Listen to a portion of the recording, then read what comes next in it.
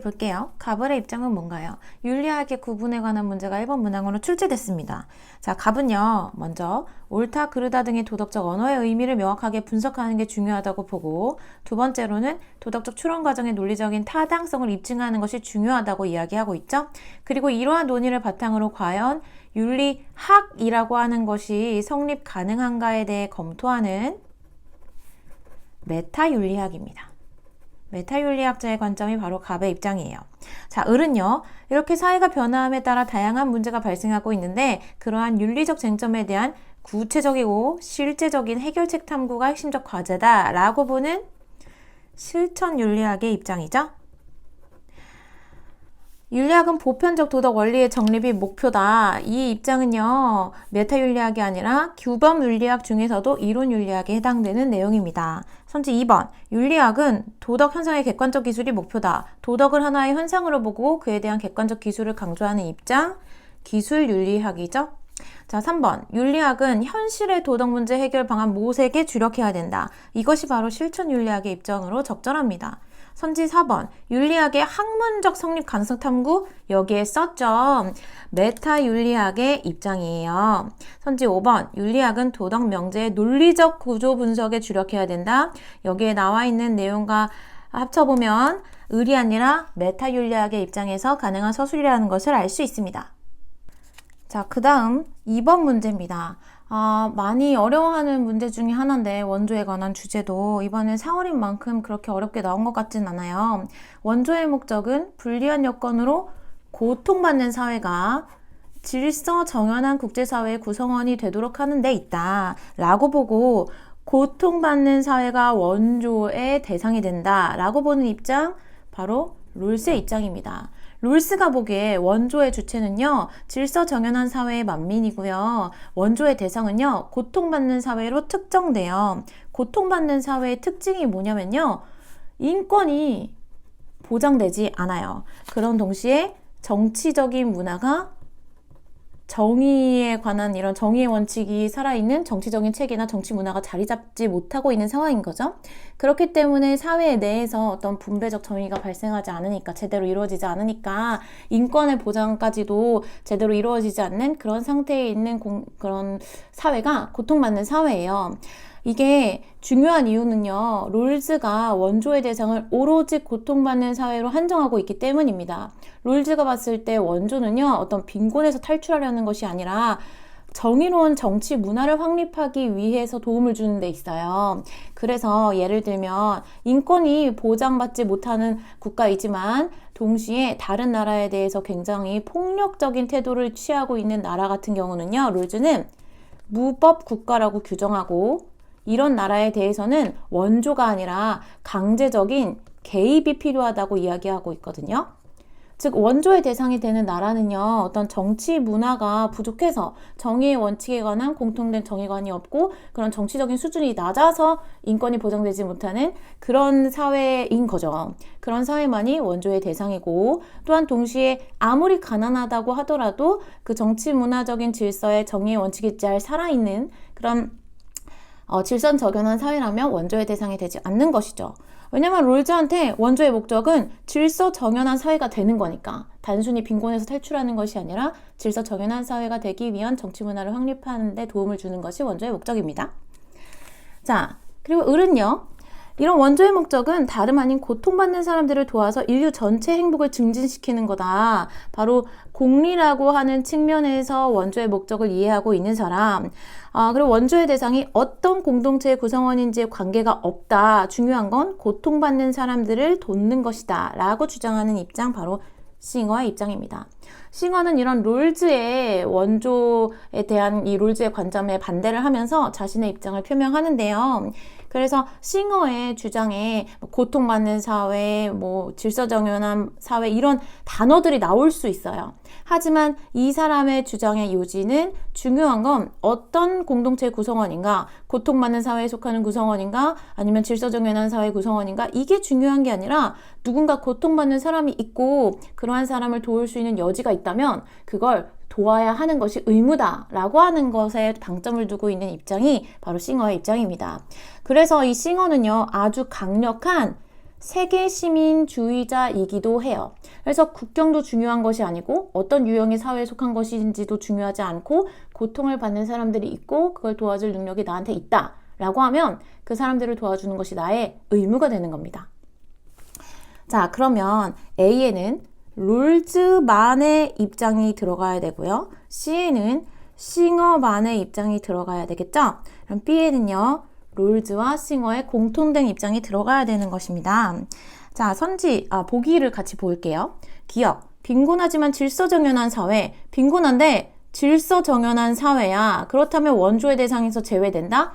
맞아요. 롤즈는 아주 명확해요. 원조의 대상은 누구다? 오직 고통받는 사회다. 인권이 보장되지 않는데 그 원인이 아마도 부족한 정치 문화로부터 발생하는 그런 사회.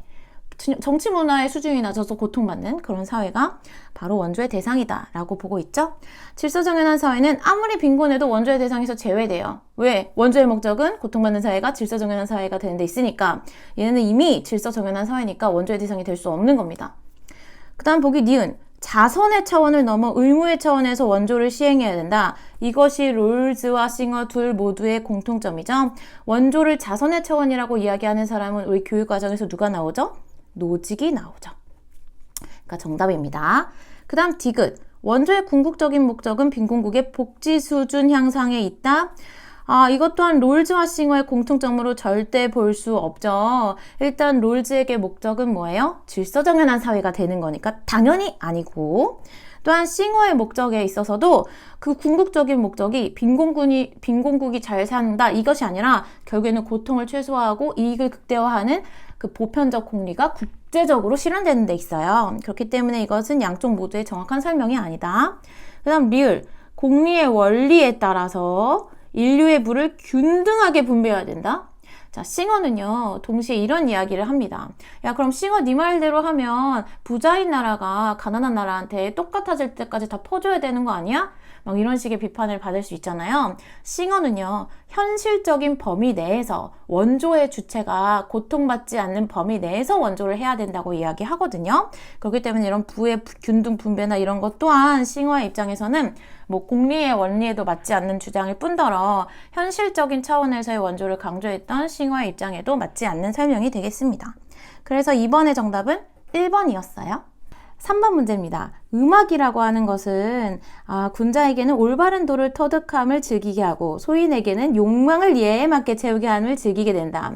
야, 그 근본적인 욕망을, 인간이 가지고 태어난 욕망을 막 자기 본성대로 막 채우는 게 아니라 예라고 하는 규범에 맞게 조절하면서 채워야 한다라는 주장, 바로 순자의 입장입니다. 그리고 순자는 이 음악을 통해서 군자는 올바른 도를 터득하고 백성들은 올바른 길로 향하게 된다. 음악의 도덕적 기능을 함께 이야기하죠. 자, 을은요. 음악이 즐겁지 않은 것은 아니지만 음악은 아주 훌륭한 왕의 일이 아니다. 또한 중요한 것이 뭐예요? 백성과의 이로움과 맞지 않는다.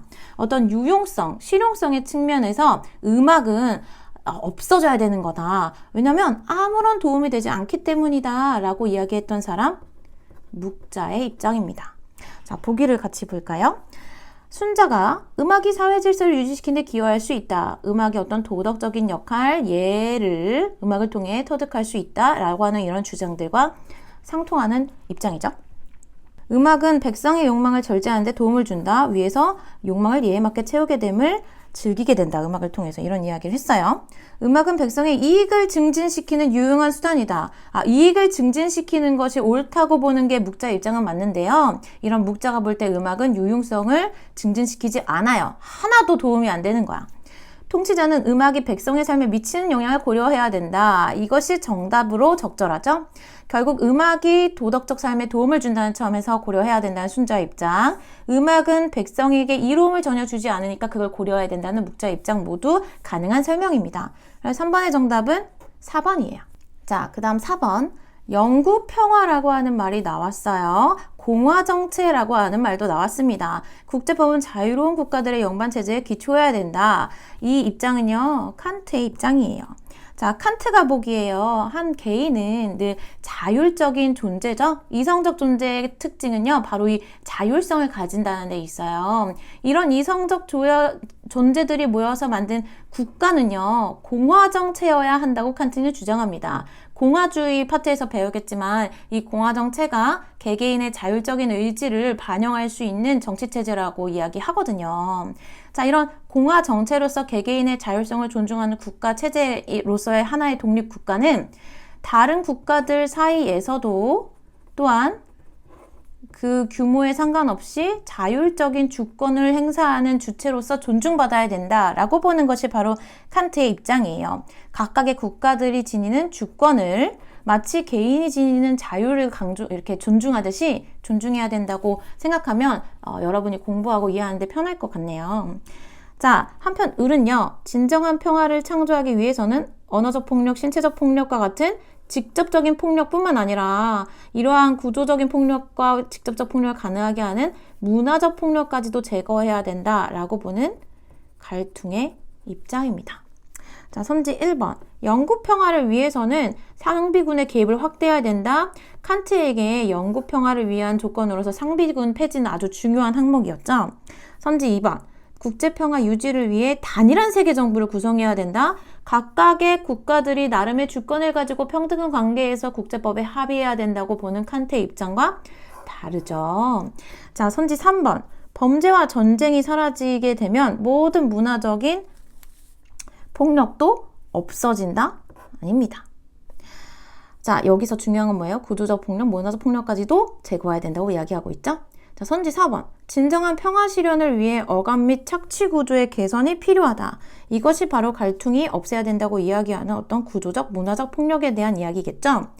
자, 평화를 실현하기 위한 수단으로 사용된 폭력은 정당하다. 갈퉁은요, 그 어떠한 폭력에도 반대하는 완전한 평화주의자입니다. 자, 칸트 같은 경우는요, 문명의 파멸을 초래하는 전쟁은 나쁘지만 또한 동시에 어떤 나쁜 정치를 자제시키고 자유를 가능하게 하는 유일한 요인 또한 전쟁이라고 보거든요. 그런 면에서는 이게 칸트에게는 맞는 주장이 될 수도 있어요. 하지만 우리 교육과정 범위를 벗어난 설명이긴 하죠. 이 칸트에 대한 고려 없이도 갈등이 명확하게 부정하는 지문이기 때문에 정답이 될 수는 없어요. 자, 이 점까지 다루고 넘어가도록 하겠습니다. 자, 돈은 자연을 본받아 어긋나지 않는다. 훌륭한 사람은 무위, 어떤 인위적인 것을 하지 않는 데 몸을 두고 있다. 또 무언의 가르침을 행한다. 만물은 스스로 자라나는 법이며 간섭할 필요가 없다. 도가 사상의 입장이죠. 자, 나는요, 인이라고 하는 키워드가 나왔어요. 사람을 사랑하는 거다. 성인은 진실된 마음으로 다른 사람을 대하고 자신이 원하는 것을 미루어 다른 사람이 원하는 것을 행한다. 이게 뭐예요? 서죠. 공자가 강조하는 서. 진실된 마음으로 다른 사람을 대한다. 이게 뭐예요? 충이죠? 공자가 강조하는 충에 대한 설명입니다. 유가사상의 입장이에요. 이들의 입장으로 적절한 것은 뭘까요? 도를 실현하기 위해 사회 규범을 확립해야 된다. 자, 도가사상에서는요, 인위적인 사회 규범에 대해 반대하죠. 성인은 옳고 그름을 분별하는 지식을 갖추어야 된다. 여기서 무언의 가르침이 의미하는 게 뭐예요? 어떤 분별적인 지식이나 어떤 경전에 집착해서 하는 그런 공부들 있잖아. 그런 것들은 오히려 세상에 대한 기준들, 분별적인 기준들 를 더 강화시키기 때문에 도가사상에서는 이런 분별적인 지식을 부정하는 입장이라는 점을 여기서 기억을 해봐야 될 것 같아요. 자, 선지 3번. 도덕적인 사람이 되기 위해 충서를 실천해야 된다. 이것이 바로 유가사상의 입장으로 적절한 내용이죠. 무욕과 무지의 삶을 통해 인을 실현해야 된다. 자, 유가사상에서는요, 유교사상에서는요, 우리 유교라고 하자. 교육과정이 똑같이. 자, 무욕과 무지의 삶을 강조하지 않아요. 이걸 강조하는 입장은 오히려 도가사상이죠. 자, 성인은 도덕과 예의로서 백성을 교화해야 된다. 도덕과 예의로서 백성을 교화시킬 수 있는 이런 도덕적인 감화를 강조하는 입장은요, 유교사상에 해당하는 입장입니다. 그래서 정답은 3번이었어요. 자, 6번 문제입니다. 우리가 이런 문제를 풀 때는요, 실제로 이 글의 입장이 어떤 관점을 취하고 있는가를 보고 보기와 맞춰가는 게 가장 확실하죠? 이 그림의 강연자는요, 이민자들에게 주류 문화의 집단을 채택하도록 강제해서는 안 되고, 동시에 이들을 주변인으로 취급해서도 안 된대요. 즉, 이민자들의 문화를 존중해줘야 된다는 입장을 취하고 있네요. 그래서 우리가 이민자들의 정체성을 인정하고 차이를 수용하면서 다양한 문화가 대등하게 조화를 이룰 수 있도록 해야 된다. 다문화주의의 관점을 취하고 있는 것으로 보이죠? 자, 이러한 태도는 결국 이민자들이 자신이 현재 소속된 국가의 제도를 받아들이게 하여서 결국 정치적인 안정성을 증진시킬 수 있다. 연대 강화와 함께 뭐 이런 입장에 대해서 서술하고 있어요. 자, 보기 기억. 이민자들의 고유한 전통과 관습을 인정해야 된다. 우리가 그래서 찾아볼 수 있는 관점이죠. 이질적인 문화를 주류 집단의 문화에 동화시켜야 된다. 이러한 입장은요, 동화주의의 입장입니다. 자, 디귿. 사회 통합의 과정에서 이민자들의 정체성을 존중해야 된다. 그럼으로써 사회 통합을 이루어야 된다. 그래서 나타난 내용이에요. 사회 내 다양한 문화를 존중하면 시민 간 결속이 강화될 것이다. 마지막 문장에서 우리가 찾아볼 수 있는 관점이죠. 그래서 6번의 정답은 4번입니다. 자, 7번입니다. 시민 불복종에 관련해서 우리가 제대로 알아야 되는 사상가는 다름 아닌 롤즈죠. 지금까지 단독 문항으로 출제된 건 롤즈밖에 없고, 뭐 때로는 롤즈랑 소로가 함께 나오기도 하는데, 일단 롤즈를 정확하게 알아야 이 문제를 풀 수 있어요. 롤즈가 말하는 시민 불복종은요, 결국 공동사회의 다수자가 갖는 정의감을 나타내기 위한 행동이에요. 내가 법을 어기는데 그 법을 어기는 행위가 다름 아닌 우리 사회가 가지고 있는 공유된 정의관을 실현하는 과정이라는 거죠. 자, 그래서 또한 롤즈에게 시민 불복종은 어디에서만 가능하냐면요, 거의 정의로운 사회에서만 가능한 시민으로서의 권리 실현이죠. 시민으로서의 어떤 저항권 실현이죠. 자, 이 내용은 꼭 알아두도록 하고요. 자, 이런 롤즈 입장에서 볼 때 자유롭고 평등한 시민들 사회에서 사회협동체의 원칙이 존중되지 않고 있음을 선언하는 거다. 여기서 말하는 이 원칙이 다름 아닌 뭐예요? 정의의 원칙입니다. 자, 그런데 이 정의의 원칙이 작게 나눠보면 우리가 세 가지를 볼 수 있죠.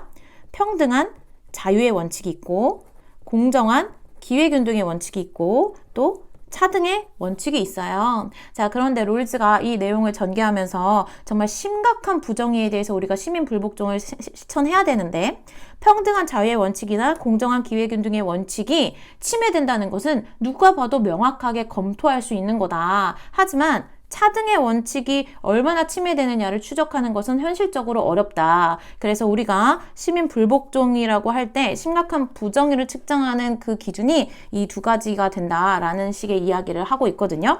즉, 차등의 원칙을 적극적으로 부정한 건 아니라는 점을 조금 염두에 둬야 될 것 같아요. 그래서 가끔 선지에 정의의 원칙이라고 하는 표현이 있어서 몇몇 친구들이 차등의 원칙은 제외인데 해서 틀린 것으로 생각하는 경우가 있어요. 하지만 그렇게 해석하면 안 되고, 뭐 맥락에 따라서는 다르겠지만 롤즈가 이야기했던 건 차등의 원칙이 얼마나 침해되느냐를 현실적으로 검토하기가, 추적하기가 어렵기 때문에 제외시켰다는 점을 알아두면 선지를 이해할 때 도움이 될 것 같아요. 자, 그래서 시민 불복종은 법의 바깥 경계선에 있지만, 왜냐면 시민 불복종은 법을 어기는 거잖아. 하지만 동시에 법에 대한 충실성이 한계 내에서 이루어져야 된다. 내가 이 법이 부정하다고 이야기하지만 이 법이 부정한 이유는 현실적으로 완벽하게 이상적인 정의로운 사회여서 그런 부정의한 법이 생기는 게 아니라 거의 정의로운 사회여서 부정의한 법이 생기는 거예요. 즉, 우리 사회의 체제는 정의의 원칙을 존중하지만 실질적으로, 현실적으로는 가끔 부정의가 발생할 수 있는 거야. 그래서 우리가 그 심각한 부정의에 대해서, 심각한 부정의를 발생시키는 법에 대해서만 저항을 한다. 하지만 동시에 내가 속한 이 정의로운 사회의 체제를 존중해야 되는 겁니다. 그렇기 때문에 처벌을 감수해야 된다고도 이야기하죠. 그러면서까지 내가 이 법이 부정의하다고 하는 것을 공동의 다수자가 갖는 이 정의감에 호소하는 것이 시민 불복종이니까요. 자, 선지 1번. 평등한 자유의 원칙은 시민 불복종의 대상에서 제외된다. 이거 맞아요. 앞서서 한 설명하고 이어서 하자면 시민 불복종은 이 정의의 원칙이 침해될 때, 이러한 정의의 원칙을 침해하는, 이러한 정의의 원칙을 위협하는 심각한 부정의를 발생시키는 법이나 제도가 대상이에요. 시민 불복종의 대상은요, 부정의한 법이나 제도입니다. 여기에 대해서 우리가 왜 시민 불복종을 해요? 이걸 지키기 위해서 하는 거예요. 그러니까 평등한 자유의 원칙은 시민 불복종의 대상이 아니지. 오히려 시민 불복종은 평등한 자유 원칙을 실현하기 위해서 하는 거야. 자, 시민 불복종은 신중한 신념을 표현하는 공개적인 행위여야 하고요. 시민 불복종은 그 행위로 인한 법적 처벌까지도 수용해야 되는 거고요. 시민 불복종은 체제의 합법성을 부정하는 것이 아니라 어떠한 개별적인 법이나 제도가 우리 체제가 지향하고 있는 정의의 원칙을 심각하게 어기고 있어 라고 하는 것을 보여주기 위한 의도적인 위법 행위인 거죠.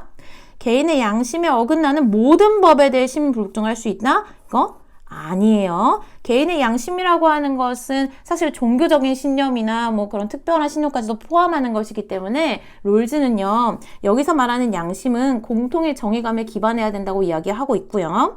또한 그 부정의가 아주 심각할 때에만, 정의의 이 원칙이 아주 심각하게 부정될 때에만, 위협될 때에만 시민 불복종이 가능하다고 이야기하고 있습니다.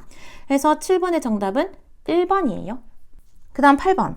가나의 사상으로 옳지 않은 것은, 가는요, 삶을 잠시 빌려 사는 거라고 이야기하고 먼지나 티끌 같은 거라 얘기하고 죽음과 삶의 이치는 낮과 밤의 변화와 같이 자연스러운 것이라고 이야기하고 있어요. 만물의 삶도 있고 죽음도 있다. 근본적으로 보자면 그저 기가 모이고 흩어지는 것이 삶과 죽음이다 라고 보는 입장, 바로 도가 사상의 입장이죠.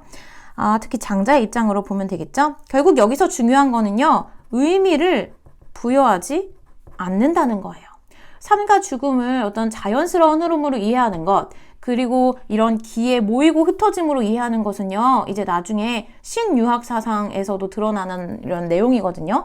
즉 유교 사상에서도 이런 주장을 할 수 있어요. 사는 건 기가 모이는 거고 죽는 건 기가 흩어지는 거다. 이런 주장은 유교 사상에서도 가능한 주장이에요. 하지만 도가 사상과 정말 다른 특별한 점은, 도가 사상은 인간 삶과 죽음을 먼지나 티끌 혹은 뭐 슬퍼하거나 기뻐하지 말아라 라고 하면서 철저하게 의미를 부여하지 말 것을 강조하고 있죠.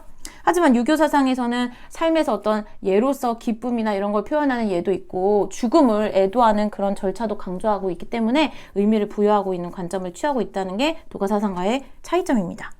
자, 나는요, 죽음 이후의 삶이 어떻게 전개되는가에 대한 관심보다 현실의 삶에서 마음을 다스려서 고요한 열반의 견지를 유지하는 것이 중요하다.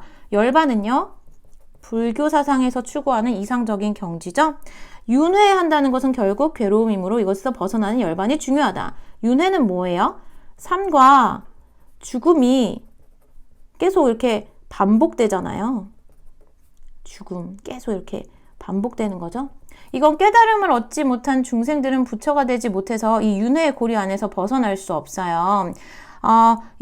내가 지금 사는 삶은 죽음 이후에 다음 생애를 결정하는 업이 되죠. 이 업에 대한 보로서 이 윤회의 고리를 끊지 못하면 어쨌든 태어난다고 하는 것은 고통이고 삶이라고 하는 것은 고통이야. 죽음도 고통이고 삶도 고통이야. 그렇기 때문에 이 윤회의 고리를 끊어내고 부처가 되는 것이 불교에서는 가장 좋은 거예요. 자, 선지 1번. 삶과 죽음을 기의 자연스러운 변화 과정으로 보아야 한다. 맞는 내용이죠. 삶과 죽음은 좋아함과 싫어함으로 차별하는 대상이 아니다. 좋아하지도 말고 싫어하지도 말고 그냥 의미 부여를 하지 말라는 것이 도가 사상의 입장이에요.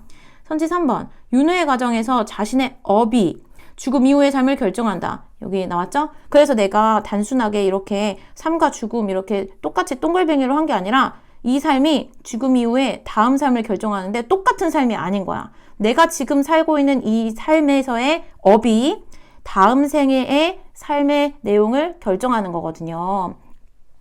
자, 그렇기 때문에 이 윤회 과정에서는 그렇다는 것, 중요한 건 그래서 이 윤회의 고리를 끊어내고 부처가 되는 거다. 이게 불교 사상의 이상적인 그런 경지죠. 윤회에서 벗어나려면 자신의 본래 모습을 깨달아야 한다. 이것 또한 정답이죠. 여기서 말하는 자성은요, 다름 아닌 어떤 청정한 마음 상태로서의 불성을 이야기합니다. 자, 그래서 정답은요, 5번이에요. 죽음 이후에야 비로소 모든 괴로움에서 벗어나게 된다. 죽음 이후에 괴로움에서 벗어난다? 도가는요, 살든 죽든 괴롭고 좋고 싫고 나쁘고 이런 거 없어. 의미 부여 안 해. 불교에서는요, 죽었어? 그러면 난 여전히 윤회의 고리 안에 있는 거야. 내가 삶이나 죽음이 아니라 열반이라고 하는 경지에 올라가야만 모든 괴로움에서 벗어날 수 있는 거거든요. 그래서 양쪽 모두에서 틀린 선지입니다. 사실 선지 4번이 많이 좀 걱정이 됐어요. 왜냐하면 이 자성이라고 하는 한자를 읽을 수 있는 친구들은 우리 중간 사상, 유식 사상 배웠죠? 거기서 모든 고정불변의 실체로서의 자성을 부정하는 중간 사상을 떠올렸으면 이게 헷갈렸을 수 있거든요. 하지만 중간 사상에서 부정하는 자성이라고 하는 건 고정 불변의 자성이에요. 그게 없다는 거예요. 즉 변하지 않고 고정되어 있는 각자의 개별적인 본성으로서의 자성은 없다고 하는 입장입니다. 자, 하지만 여기서 말하는 자성이라고 하는 것은 결국 청정한 불성을 뜻하는 것으로 이야기할 수 있어요. 사실 이건 정확하게는 나중에 선종의 입장에 더 가깝다고 해석이 되는데요. 원래 4월 문제는 더러운 게 특징이니까요. 여기에서 너무 자기가 공부를 열심히 해서 틀렸다고 자책하지 마세요. 그 다음 9번 문제입니다. 9번 문제, 이런 문제는 사실 거의 비문학 같은 문제인데 오히려 내 편견 때문에 틀리는 경우가 많아요. 자, 뉴 미디어 이용의 증가로 거짓 정보의 생산도 더불어 증가하고 있다. 기술적, 제도적 장치도 마련되어 있지만 결국 중요한 건 뉴 미디어 이용자들이 비판적 이해력을 지니셔야 된다는 데 있다. 자, 그래서 중요한 것은 관련 정보를 올바르게 판단하여 이용할 수 있는 능력. 자, 요즘에 너무 많이 강조되고 있는 미디어 리터러시에 대해서 이야기하고 있어요. 자, 여러분 이거 되게 중요한 이슈고 사실 대학가에서도 교수님들이 끊임없이 강조하는 내용이거든요. 나중에 학종 면접이나 논술 같은 거 준비할 때는 이런 부분을 꼭 한 번씩 다뤄봤으면 좋겠습니다. 자, 뉴 미디어 기술의 확산로 거짓 정보의 생산이 더욱더 확대되고 있고 더욱더 우리가 참과 거짓을 가려낼 수 없게 만드는 아주 교묘한 방식으로 이루어지죠. 자, 2번. 뉴 미디어 확산으로 생산자와 소비자의 구분이 명확해지지 않으니까 중요한 것은 소비하면서 생산하는 주체로서 이 소비와 생산을 모두 다 하는 주체로서 이용자들이 비판적 이해력을 가져야 된다고 강조하고 있어요. 선지 3번. 뉴 미디어 내 거짓 정보는 타율적 제재를 통해서만 제거되는 것이 아니라 결국 이용자들의 이런 미디어 리터러시의 함양을 통해서도 우리가 노력해야 된다라는 이야기를 하고 있죠. 선지 4번, 뉴 미디어 이용자 수가 늘어나면서 거짓 정보가 늘어나고 있다. 이런 이야기를 하고 있었어요. 그래서 올바른 이용을 위해서 비판적 사고 능력을 갖춰야 된다. 이것이 바로 정답입니다. 깔끔하네요. 그 다음 10번 문제. 제가 문제를 풀다가 이 내용을 틀려서 충격적이라서 이 문제에 대한 해설을 먼저 올리고 지금 전문당을 하면서 다시 풀이를 할 건데요. 이번 해설에서는 먼저 올렸던 해설에 조금 더 논의를 보태서 설명해 보도록 할게요. 자, 먼저 갑입니다. 어떤 존재의 고통을 고려하지 않는 도덕적 논증은 있을 수 없다. 중요한 건 고통을 고려하는 거다. 이익평등 고려의 원리로 존재들 간의 동일한 고통은 동일하게 고려해야 된다. 싱어의 입장입니다. 자, 을은요. 생명공동체의 구성원, 생명중심주의인가? 여기서 끝나면 안 되죠. 생명공동체라고 하는 말은 레건이나 레오폴드 모두 다 쓸 수 있어요. 자신의 성장, 발전, 번식을 지향하는 존재는 고유한 선을 지닌 목적론적 삶의 중심이다. 여기까지 보니까 테일러가 맞다. 이렇게 풀어야 돼요. 그 다음 병. 인간과 인간이 아닌 삶의 주체는 도덕적 권리를 갖는다. 삶의 주체, 도덕적 권리 하면 레건 맞죠? 몇몇 폴을 포함한 이들은 목적적 존재로서 그 자체로 가치를 지니는 목적적 존재로서 대우받아야 된다. 레건의 입장이네요. 자, 그래서 이 갑은요. 싱어, 을은 테일러, 병은 레건의 입장이에요. 보기를 보면서 같이 이야기할게요. 먼저 기억. 종의 차이에 따라 도덕적 지위에 차별을 두는 것이 다름 아닌 종차별주의다 라고 보면서 어떤 인간중심주의를 비판하는 입장, 싱어의 입장이죠. A는 싱어가 테일러에게 할 수 있는 비판이 맞는지를 검토해야 돼요. 자, 싱어보다 테일러가 더 넓은 범위에서 도덕적인 그런 고려의 대상을 이야기하고 있잖아요. 그러니까 테일러에게 해당하는 비판으로는 적절할 수 없어요. 싱어는 이런 종차별주의에 대한 비판에 근거해서 동물까지도 쾌국감소 능력을 지니는 동물까지 우리가 도덕적으로 고려해야 된다고 이야기하고 있는데 테일러는 생명체라면 누구나 다 도덕적인 고려의 대상으로 봐야 된다라고 주장하고 있죠. 그러니까 이 종의 차이를 넘어서 테일러는 싱어보다 훨씬 더 넓은 범위의 존재들을 인정하고 있기 때문에 싱어가 테일러에게 할 수 있는 비판점이 성립이 될 수 없죠. 자, 그럼 논란의 이를 좀 깊이 있게 보도록 할게요. 이는요, 레건이 싱어에게 할 수 있는 주장을 이제 검토해야 되죠. 성장한 포유동물, 이것이 레건한테는 누구예요? 삶의 주체죠? 삶의 주체는 결코 인간을 위한 자원으로 대우받아서는 안 되는데 그걸 싱어가 간과하고 있다라고 이야기하고 있어요. 자, 이게요. 많은 선생님들도 이 서술이 부족하다고 이야기하시거든요. 그런데 이 입장을 우리가 어떻게 해석할 수 있는지 좀 깊이 있게 볼게요. 그래서 제가 구글에서 좀 검색을 해봤어요. 실제로 레건이 썼던 한 12페이지 정도의 글을 찾았는데요. 여기에서 레건이 말하고자 하는 바를 좀 보면 이 선지의 내용이 이해가 될 것 같아요. 자, 레건이 쓴 책이 아직 번역이 안 돼서 계속해서 레건 문제가 나오면 논란이 좀 있잖아요. 그런데 이런 거는 솔직히 대학에서 빨리 이런 거 번역해주고 연구 논문을 활성화시켜야 돼. 교수님들이 레건 문제를 낼 거면 거기에 대한 연구를 좀 더 이렇게 보편적인 합의에 이를 수 있도록 제대로 해줘야 된다고 선생님이 생각하는데 어쨌든 자, 이 레건이 쓴 글을 보면요. 1986년인가 7년에 쓴 글인데요. 결국 이 사람이 강조하고자 하는 목적은 어떤 과학적인 영역에서 동물을 사용하는 모든 것들에 대해 반대하고 상업적인 농장에서 동물을 사육하는 모든 행동에 대해 반대하고 또 어떤 스포츠나 사냥을 이 모든 이런 존재들을 이 동물들을 이용하는데 반대하는 거 이런 것들을 강조하고 있어요. 그래서 아래에 있는 내용에서 이런 논의들을 하고 있거든요. 야, 많은 사람들은 동물의 복지를 이야기하면서도 이런 주장을 하고 있다는 거야. 야, 화장품을 개발하기 위한 동물 실험엔 반대하지만 암 치료제 개발을 위한 동물 실험은 긍정할 수 있는 여지를 남기고 있다는 거지. 기존의 논의들이. 어린 바다 표범을 잡는 것은 반대하지만 성인 바다 표범을 잡는 것은 반대하지 않을 수 있다는 거지. 기존의 논의들은. 그러면서 자신의 논의를 전개하는데요. 여기서 좀 볼만한 내용들이 이런 내용들이에요.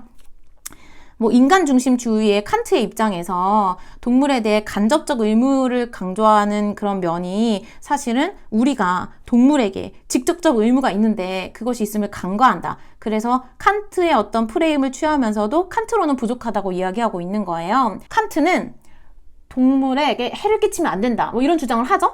그런데 그 근거가 뭐예요? 인간에 대한 직접적 의무이기 때문에 그 주장을 하는 거잖아요. 레건은 그것만으로는 부족하다고 이야기하고 있는 겁니다. 사실 인간이 동물에게 직접적인 의무를 가지고 있다라고 하면서 이게 좀 부족하다는 이야기를 해요. 그 다음에 펼쳐지는 논의에서 공리주의에 대한 비판이 이어지는데요. 여기서 이런 이야기를 합니다. 야, 공리주의자들의 논의는 마치 컵과 같은 거야. 이건 비어 있는 거야. 이렇게 이야기하거든요. 이 말이 뭐냐면 봐봐요. 컵이 있어. 컵. 자, 이 공리주의에서 이야기하는 이 존재들은 마치 비어있는 컵과 같다는 거죠. 이 컵에 어떤 이익이나 고통이라고 하는 내용물이 발생했을 때만 이익과 고통이라고 하는 가치에 대해서 생각하는 관점이 바로 공리주의이기 때문에 이 컵에 내용물이 차 있을 때만 가치를 지니잖아. 즉 어떤 이익이 발생했을 때만 가치를 우리가 논할 수 있다는 거죠. 공리주의의 프레임에서는. 그리고 이 비어있는 컵 안에 어떤 내용물이 채워지지 않으면 가치가 없듯이 인간이 인간으로서, 동물이 동물로서 그 자체로서 존중받는 게 아니라 어떤 이익과 고통이라고 하는 내용물이 생길 때에만 그 가치가 논의된다라고 하는 점을 비판하고 있어요. 그래서 이런 표현도 등장합니다. 그래서 공리주의는 어떤 것을 더하고 총합하는, 토탈하는 그런 종합적인 이론에 불과하다. 이런 이야기를 하고 있어요. 그래서 결국 이 사람이 강조하는 것은 삶의 주체로서 동물들이 인간과 비슷한 존재로서 대우받아야 된다. 이런 이야기들을 하고 있는 거거든요. 그래서 선생님도 처음 봤는데 이런 이야기네. subject of our life, 삶의 주체라는 표현이 바로 이 표현이었어. 자, 그래서 결국에 이 뒤에도 나와 있는 논의가요. 이런 이야기거든요. 자, 결국에는 우리가 앞에 있는 내용들이 그런 내용이야. 동물들이 스트레스 받고 억압받으니까 농장을 넓혀야 돼. 동물들의 고통을 최소화하는 동물 실험 방법을 우리가 생각해 봐야 돼. 라고 하는 건 결국 동물을 자원으로 간주하는 거야. 레건이 봤을 때 동물은 어떤 이익이나 고통에 대한 고려 없이 그 자체로 내재적인 권리를 지니는 존재고, 그 도덕적 권리는 이익과 고통의 계산에 따라서 그때그때 달라지는 것이 아니라 늘 존중받아야 되는 거야. 그런데 아까 컵에 대한 비유도 했고 뭐 이런 이야기도 했으니까 종합적으로 생각해 보세요. 자, 그런데 우리가 어떤 고통을 최소화해서 동물을 이용하려고 하는 그런 주장들로 계속 공리주의가 발전하고 있다는 거예요. 그런 여지가 있다는 거예요. 그런 면에서 이 선지를 다시 봐야 돼요. 왜냐하면요, 제가 왜 굳이 이렇게 짜 맞추면서까지 원문까지 찾아보면서 이야기를 했냐면요, 이게 수능 특강에 이런 식으로 제시가 되어 있거든요. 권리를 지닌 개체들은 마치 다른 것을 위한 자원인 것처럼 대우받아서는 안 된다. 여기서 말하는 이 자원인 것처럼 대우받아서는 안 된다 라고 하는 주장이 결국 이런 공리주의에 대한 비판적인 맥락에서 나왔다는 점을 좀 염두에 둬야 될 것 같아요. 앞서 올린 그 댓글에, 영상의 댓글에 이런 내용이 있었어요. 그럼 결코라고 하는 것은 그 어떠한 경우에도 동물을 우리가 이용할 수 없다는 거냐, 이런 이야기가 있었거든요. 자, 여기서 말하는 건 또 이런 맥락에서 이해될 수 있을 것 같아요. 레건이 이런 주장을 하는 건 결국 우리가 칸트에게서 힌트를 얻을 수 있는데요. 칸트는 그렇게 이야기하죠. 인간을 수단으로서만 대우하면 안 되고 언제나 동시에 목적으로 대우해야 된다고 이야기합니다. 그래서 우리가 아파서 병을 고치기 위해서 그 수단적인 목적을 가지고 의사 선생님을 만나지만 동시에 의사 선생님이 이성적 존재로서 우리가 존중해야 되는 대상임, 목적적으로 대우해야 되는 대상임을 늘 알고 있고 그렇게 실천해야 된다고 이야기하는 거잖아요. 즉 우리가 어떤 동물을 아주 극단적인 상황에서 취하더라도 그것을 단순히 어떤 자원으로서만 이야기하는 것이 아니라 동시에 도덕적 권리를 지니고 있는 존재였음을 늘 인지해야 된다. 뭐 이런 맥락에서 이런 표현이 가능하지 않을까 싶어요. 다시 한번 말하지만 이렇게 다양한 논의가 생산되는 문제를 출제한 것도 문제인데요. 이렇게 레건에 대한 문제가 계속해서 많은 관점들을 낳고 논란을 낳고 있다면 이걸 출제하려는 대학 교수님들도 좀 연구를 해주셔야 돼요. 뭔가 결과물이 있어야 우리도 제대로 이렇게 볼 거 아닙니까? 레건은요, 번역본도 없어요. 자, 그 다음. 그래서 이건 맞는 선지로 어떻게 해석을 할 수 있어요. 사실은. 그런 것 같아요. 제가 지금까지 공부한 바로는. 또 더 적절한 해석이 있다면 댓글로 남겨주세요. 그러면 서로가 발전할 수 있을 것 같습니다. 보기 디귿. 인간이 생명체에 해를 끼쳤을 경우에 보상적 정의 의무를 지닌 감가한다. B는요, 싱어와 레건에게 할 수 있는 테일러 입장에서 싱어와 레건에게 할 수 있는 주장이어야 되죠? 자, 인간이 생명체에 끼쳤을 경우 이에 대한 보상적 정의 의무를 지니는데 그걸 얘네가 모른다. 생명체도 고려해야 되는데 얘네가 그걸 모른다 라는 측면에서도 이미 정답이고요. 이 보상적 의무 하면 우리가 다른 세 가지 의무를 더 생각해 줘야 되죠? 불간섭의 의무, 해악 금지의 의무, 성실의 의무가 바로 그것입니다. 자, 선제 리을. 유정적 존재라도 도덕적 지위를 갖지 못할 수 있다. C와 E는 뭐예요? 레건의 입장에서 싱어와 테일러에게 할 수 있는 비판이어야 돼요. 유정적 존재라면 결국 감정을 느끼는 존재니까 우리가 쾌고 감수 능력을 지닌 존재라고 이야기할 수 있을 것 같아요. 자, 그런데 레건에게 도덕적 지위를 가지는 존재는 삶의 주체잖아요. 삶의 주체잖아요. 자, 그런데 이 삶의 주체의 조건은 쾌고 감수 능력뿐만 아니라 어떤 소망이나 의지, 희망 이런 것들까지도 포함해야 된다는 거죠. 자, 그래서 싱어나 테일러에게 할 수 있는 비판점으로 적절하죠. 정답은 5번입니다. 갑은요. 동등성의 원리에 따라 사형이 형벌이 집행되어야 된다고 보죠. 동등성의 원리 나오자마자 누구예요? 칸트예요. 여기서 좀 부족하다면 여기까지 봐야 돼요. 살인을 저질렀다면 무조건 사형이다. 그럼 칸트예요. 자, 그럼 을은요.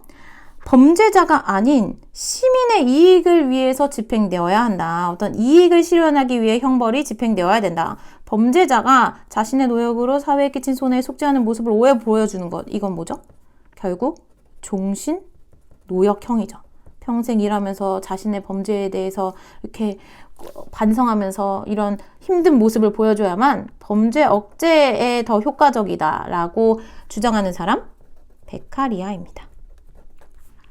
자, 여기서 칸트는 긍정하고 베카리아는 부정할 질문을 찾아야 해요. 선지 1번. 사형 집행의 정당성 여부는 사회계약의 근거에서 판단해야 되는가? 사실 교육과정 벗어나는 범위지만 칸트도 뭐 국가가 구성될 때 사회계약이라고 하는 내용을 좀 언급하거든요. 자, 그런데 사형 집행에 대해서 이야기할 때는요, 칸트는요, 누군가 살인을 저질렀다면 무조건 사형인 거예요. 그 자율적인 존재가 스스로 범죄라고 하는 행동을 선택함으로써 자기 자신의 인간성을 동시에 상실한 것이기 때문에 범죄자가 자기의 인간성을 회복하기 위해서 처벌을 받아야만 해요. 그 책임으로써. 그 근거가 사회계약에 있는 것이 아니라 그 존재자가 스스로 그 범죄를 의욕했다는 사실만으로도 우리가 형벌을 집행해야 되는데 살인이라고 하는 건 무조건 사형이다 라고 보는 거죠. 자, 그래서 칸트는 부정할 내용인데요. 베카리아와 같은 경우는요. 우리는 사회계약을 통해서 국가를 구성하는데 사형을 집행해도 된다는데 동의한 적이 없다 라고 하기 때문에 베카리아에게 사형은 부당한 형벌이 되는 것입니다. 자, 선지 2번. 형벌은 공적 정의의 실현을 위해 보복법에 따라 부과되어야 하는가? 공적 정의의 실현을 위한 것이 형벌이다. 사사로운 복수가 아니라 공적인 정의 실현을 위한 게 형벌이다 라고 하는 점은 모든 사상가의 공통점이죠. 그런데 그 근거가 보복법이다 라고 하는 것은 칸트가 긍정할 내용이고요. 베카리아는 당연히 부정할 내용이죠. 베카리아는 공리주의적 입장에서 정당화시키고 있으니까. 선지 3번. 형벌과 범죄와의 비례 관계를 고려해서 형벌을 집행해야 된다. 이것도 모든 사상가가 긍정할 내용이에요. 이런 거지. 무거운 범죄에는 무거운 형벌을, 가벼운 범죄에는 가벼운 형벌을 모두 긍정할 내용. 선지 4번. 사형은 살인범의 인격 안의 인간성을 가혹하게 다루는 형벌인가? 라고 봤을 때 사형이라고 하는 것이 결국 인간성의 회복을 위한 거다 라고 칸트는 보고 있어요. 자율적인 존재로서 이성적 존재가 스스로 범죄를 의욕했다. 형벌을 통해서 그 일에 책임을 지면서 스스로 상실한 인간성을 회복하는 거다. 그럼 살인자는 사형을 당함과 동시에 인간성이 회복하는 거예요. 그래서 칸트는 나라가 망하기 전에도 섬에 숨어 들어간 이런 살인자를 찾아내서 사형을 집행해야 된다. 이렇게까지 주장을 하거든요. 그렇기 때문에 칸트에게 사형은 오히려 살인범의 인격에 대한 존중입니다. 스스로 상실한 인간성을 회복하기 위한 형벌로서 살인자에겐 사형을 집행해야 된다. 자, 그런데 베카리아 입장에서는 어떻게 설명해야 될지 잘 애매한 선지네요. 자, 선지 5번. 형벌은 사적 보복이 아닌 공공복리를 목적으로 시행해야 하는가? 이것은 또한 베카리아는 긍정할 내용인데요. 칸트는요, 부정할 내용이에요. 사적 보복이 아니다라는 점까지는 칸트도 맞는데 공공복리, 즉 공공의 이익을 목적으로 하는 것이 형벌인가? 라고 하는 질문에 대해서 칸트는 당연히 부정하겠죠. 다른 이익이나 어떤 것의 목적이 아니라 이성적 존재자가 스스로 그 범죄를 선택했다. 그러면서 자신의 인간성을 상실했다. 라고 하는 점에 대해서 당연한 어떤 책임의 과정으로서 형벌을 정당화하는 것이 칸트의 입장이죠. 자, 12번 문제입니다. 자연상태라는 말이 나왔어요. 이 자연상태에서는 평등과 자유, 집행권 같은 것들의 권리가 이미 주어져 있다. 자, 그런데 이것이 입법부가 처리할 수 있도록 사회 수중에 양도한다. 입법부의 권력은 자연상태를 불안하게 하는 결함을 제거한다. 시민들의 기본권을 보호하는 거다. 안전과 공공성을 위한 거다. 라고 보는 입장, 바로 로크의 입장입니다. 로크가 봤을 때 자연 상태에서 사람들은 평등, 자유, 스스로 어떤 자연법을 집행할 수 있는 권리 같은 것들을 가지고 있지만 어떤 결함이 있다는 거죠. 야, 이게 네 땅이야, 내 땅이야 라는 분쟁이 발생할 수 있다는 거죠. 그럴 때 공정한 재판 그리고 정당한 이런 권리를 보장받기 위해서 국가라고 하는 것을 형성하는데, 국가 권력을 형성하는데 동의한다 라고 이야기하고 있습니다. 그래서 국가에 대한 정치적 의무는 우리가 스스로 그에 동의했다는 사실에 의해서 발생한다 라고 보는 것이 로크의 입장이에요. 그렇기 때문에 국가는 동시에 나의 자연권을 지켜줘 라고 하면서 국가 권력을 형성하는 데 동의해서 만들어진 것이기 때문에 시민들의 생명과 재산을 보호해야 될 의무를 가진다고 봅니다. 국가 권력에 대해 시민들은 어떤 경우에도 저항할 수 없다. 여기에서 약간의 힌트가 주어지고 있는데요.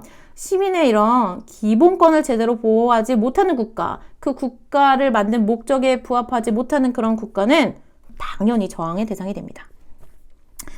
국가는 정치적 본성에 의해 형성된 자연적 산물이다. 이 입장은 누구의 입장입니까? 아리스토텔레스의 입장입니다. 정답은 1번이에요. 선지 13번, 가에 비해 나의 입장이 갖는 상대적 특징은 뭘까요? 과학기술은 가치 중립적이다. 즉 어떤 가치 판단에서 벗어나 있는 독립적인 영역이다. 그래서 과학기술자는 자신의 연구 결과가 사회에 미칠 영향에 대해 책임질 필요가 없다. 그래서 윤리적 규제에서 벗어나야 된다. 뭐 이런 식의 주장을 하고 있는 입장이 가의 입장이고, 나는요, 과학기술의 이런 발견과 활용 과정은 가치 중립적이지 않다. 가치 판단의 대상이다. 그래서 과학기술자는 자신의 연구 결과가 미칠 영향에 대해 책임져야 한다. 과학기술자의 연구는 윤리적 규제를 받아야 된다. 뭐 이런 식의 이야기들을 하고 있죠. 자, 그랬을 때 가에 비해 나가 갖는 상대적인 특징은 뭘까요? 과학기술 활용 결과에 대해 기술자의 책임을 강조하는 정도가 더 크겠지. 과학기술자의 연구에 대해 윤리적 규제의 필요성을 강조하는 정도 또한 더 크겠지. 어떤 판단, 가치 판단과 그에 따른 윤리적 책임을 강조하는 입장이니까요. 과학기술의 발견과 활용 과정에서 가치 판단을 배제해야 된다고 주장하는 것은 가의 입장이 더 강한 내용이겠죠? 그래서 우리는 Z는 낮고 X와 Y는 높은 그런 지점을 찾아야 돼요. 자, Z는 낮고 Y도 X도 높은 그런 지점이 바로 미음이네요. 자, 14번. 갑은요, 정의의 원칙들은 다원적이다. 즉, 여러 개가 있어야 된다는 거예요. 상이한 사회적 가치들은 상이한 근거에 따라 상이한 절차에 맞게 분배되어야 된다. 뭐 X라는 가치, Y라는 가치, Z라는 가치는 각각의 기준과 각각의 근거에 따라서 분배되어야 된다고 보는 겁니다. 뭐 예를 들면 돈이나 어떤 경제적 부나 정치적인 권력이나 어떤 명예나 이런 사회적 가치들은 각각의 영역에서 고유한 기준에 따라서 분배되어야 되지, 돈 많은 사람이 정치적 권력도 갖고 명예도 갖고 막 이런 건 나쁘다고 보는 거예요. 자, 이런 다원적인 기준들을 강조하는 복합평등론의 왈저죠. 을은요, 정의의 원칙들이 공정한 합의나 약정에 결과되는 것은 다름 아닌 원초적 입장에서 무지의 배를 쓴 당사자들이 유사한 상황에 처하기 때문에 가능한 거다. 우리가 공정한 절차의 근거에서 합의해낸 결과로서 정의의 원칙은 공정한 거다라고 주장하는 사람 바로 롤즈죠. 롤즈가 강조하는 원초적 입장, 즉 정의의 원칙에 합의하는 그런 공정한 절차로서의 원초적 입장의 조건은요, 첫 번째 무지의 배일이죠. 자기 자신에 대한 정보를 모른다. 네, 그 외에 일반적인 지식들은 다 가지고 있는 상태. 두 번째, 상호 무관심적 합리성. 이것도 하나 알아두도록 합시다. 그 다음 병은요, 정의로운 사회는 개인의 소유권이 최우선적으로 보장되는 사회다. 재화의 취득과 이전 과정이 부당한 것이 아니라면 그건 정의롭다. 취득과 이전에서의 정의의 원리를 추구하죠. 그런데 만약에 이게 부정하면 어떻게 돼요? 국가에 의한 교정이 이루어져야 된다. 그분의 입장, 노직의 입장입니다. 자, A는요, 왈저만 긍정하고 롤즈와 노직은 부정할 내용이 들어가야 돼요. B에는요, 롤즈는 긍정하고 노직은 부정할 내용. C는요, 그냥 롤즈만 고려하면 되죠. D는 노직만 고려하면 되죠. 자, 그랬을 때 보기 기억. 서로 다른 사회적 가치들은 동일한 기준에 따라 분배되어야 하는가?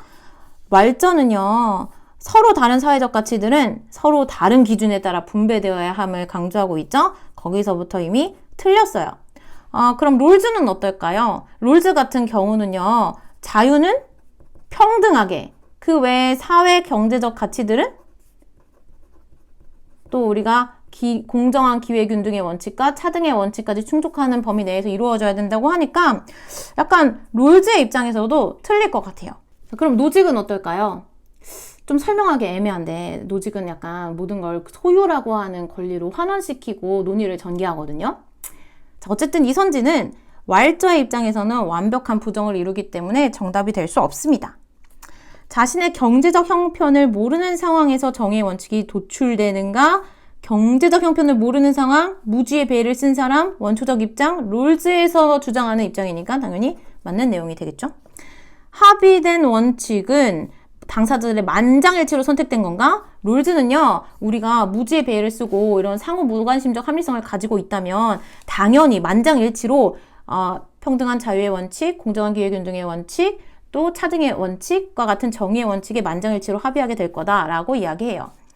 자, 그 다음 소유권은 오직 취득과 이전의 정의 원리에 의해 부여되는가? 오직이라고 나왔어요. 중요한 건 뭐예요? 이게 부정의한 경우는 교정이 필요하다고도 이야기하고 있으니까 틀린 겁니다. 그래서 정답은 3번이 되는 거죠. 다음 15번입니다. 거의 비문학 지문 같은 문제인데 저는 또 이런 게 중요하다고 생각하는 게 이런 문제를 여러분들이 풀고 이런 생각을 하다 보면 자연스럽게 약간 면접 준비도 되지 않아요? 그리고 뭔가 세상에 대한 가치관을, 나의 어떤 가치관을 이룬다라고 하는 생활과 윤리의 교육과정의 사실 본질적인 목표에 부합하는 문제들이라고 저는 개인적으로 생각하거든요. 자, 근데 여기서는 먹는다와 식사한다에 대한 성찰을 보여주고 있어요. 먹는다는 것은 단순한 허기를 채우는 수단을 전제하기 때문에 이건 동물도 느끼는 거다. 하지만 식사한다고 하는 것은 회식에 참여하는 사람들의 즐거움을 위해 누굴 초대하고 어떤 걸 먹고 어떤 예절을 갖출지 이런 인간에게만 특수한 거다. 이런 이야기들을 하고 있어요. 그래서 식사한다는 것은 도덕적인 판단의 대상이 되는 거다라고 논의를 전개하고 있죠. 자, 먹는 행위를 통해 인간은 자연과 유기적인 관계를 맺는다. 여기 이런 말이 있네. 자연의 순환에 참여한다. 먹는다는 것은 인간의 본능적인 행위에 포함될 수 있지. 여기서 얘기하잖아. 또 동물과 인간에게 공통점인 거다. 먹는다는 식사한다와 달리 정신적인 작용이 포함된 거다. 이게 두 개가 바뀌어야죠. 먹는다와 식사한다에서 비롯된 즐거움을 동일하게 볼 수 없다. 이것이 바로 이 글의 취지랑 같은 내용이네요. 정답은 2번. 자, 16번입니다. 애국심이라고 하는 것은 저급한 충성심이나 지역적 충성 비교할 때 높은 형태의 이타주의다. 그러나 그것은 인기주의의 또 다른 형태에 지나지 않는다. 자, 이것까지만 봐도 이 사람은 니부어인데요. 니부어가 봤을 때 이 문장은 이렇게 해석되는 겁니다. 어떤 국가가 있어. 이 국가의 구성원으로서 내가 우리 국민들, 우리 대한민국 최고! 막 이러면서 나의 어떤 충성심이나 이런 애국심, 그러니까 이타심을 이 국가의 내 구성원들에게 이렇게 발휘를 하는 거야. 하지만 이것은 결국에는 국가라고 하는 집단의 이기주의라는 거지. 왜냐하면 예를 들어서 우리나라에 대한 애국심이 거세질수록 다른 나라의 국민들에 대해서는 점점 부정적이 될 수 있으니까, 배타적이 될 수 있으니까 이런 주장이 가능한 겁니다. 그래서 집단이 크면 클수록 인간 집단에서 스스로를 이기적으로 더 표현하게 된다. 점점 강력해지고 사회적 제도까지도 이제 물리치게 되는 그런 이기주의를 발휘할 수 있다. 이런 이야기들을 하고 있죠. 자, 이런 니부어의 관점에서 봤을 때 집단 내에서 개인 간의 문제는 합리적인 조정을 통해 해결 가능해. 왜냐하면 개인은 도덕적이니까. 하지만 집단에 대한 개인의 헌신은 또한 동시에 이기주의의 표전이 될 수 있지. 왜냐면 우리 집단에 대해 헌신한다는 건 다른 집단에 대해선 배타적이 되는 거거든. 그래서 애국심은 도덕적 개인이 모인 사회를 아주 비도덕적으로 만들 수 있지. 사실 우리가 인터넷 커뮤니티 같은 거 솔직히 들여다보면 막 다른 나라를 심각하게 조롱하고 다른 나라 사람들을 굉장히 비난하는 수준까지 아주 좀 인권을 무시하는 표현까지 하는 경우들이 많잖아요. 결국 어떤 강렬한 애국심은 다른 나라에 대해서는 엄청나게 비도덕적인 행위로 발현될 수 있는 거죠. 니부어가 봤을 때. 자, 그래서 개인은 집단에 비해 이기적 충동을 억제하는 능력이 결여돼 있다. 반대지 오히려 집단이 이기적인 충동을 억제하는 능력이 결여돼 있어. 정답은 4번입니다. 자, 17번입니다. 기업이 가지는 유일한 사회적 책임은 속임수나 부정행위 없이 공정하게 경쟁에 전념하는 거다. 그래서 주주들을 위해서 돈을 많이 받는 것이 바로 이 기업의 사회적 책임이다. 라고 보는 사람, 밀턴 프리드먼이죠.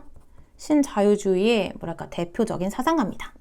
기업은 법의 테두리 안에서 경영을 해야 되지. 그건 당연한 거야. 하지만 그뿐만 아니라 자선사업, 환경보호 활동 같은 사회적 책임도 이행해야 돼. 왜냐하면 그게 장기적으로 개이득이거든. 라고 보는 입장, 에로우의 입장입니다.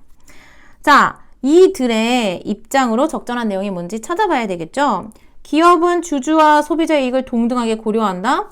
여기서 뭐야? 주주들을 더 위에라고 이야기하고 있잖아. 사실 주주가 먼저야.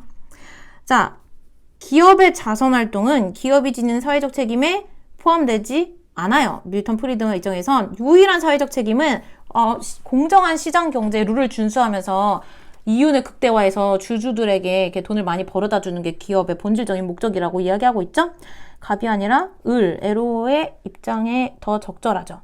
에로가 왜 자선활동이 기업의 사회적 책임에 포함되는 그런 행동이라고 이야기하죠? 장기적인 이득이 되니까 그런 거예요.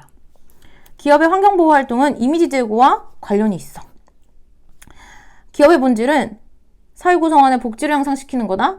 있잖아요. 기업의 본질을 이야기할 때 프리드먼, 에로우 모두 본질은 이윤을 극대화하는 거야. 그래서 에로우가 이런 사회적인 책임을 강조하는 이유가 또 뭐예요? 장기적으로 기업의 이익이 증진된다라고 하는 점에 근거하고 있죠. 그러니까 구성원들 복지 향상이 본질적인 목적은 아니고 이윤 극대화가 본질적 목적이라는 데는 둘 다 긍정하고 있어요. 자, 기업은 합법적으로 이윤을 창출해야 할 사회적 책임을 지닌다. 이것이 공통된 내용으로 적절합니다. 그 다음 18번입니다. 이 인간은 인간에 대한 의무 외에는 어떤 존재자에 대한 의무도 지닐 수 없다. 자, 칸트의 입장이죠. 오직 인간에 대한 의무만이 있다. 인간 외 다른 존재자들에 대한 의무는 결국 자기 자신에 대한 의무가 확장된 것뿐이야. 동물을 잔악하게 다루는 것 또한 자기 자신에 대한 의무와 배치되는 거지 동물에 대해서는 인간이 어떤 도덕적 의무를 직접적으로 지니진 않아 라고 주장하고 있죠. 칸트의 입장이다. 자, 그래서 문제 상황이 나오고 있어요. 동물을 학대해서 조회수를 높이기 위해서 고등학생 A가 막 이런 행동을 한다는 거지.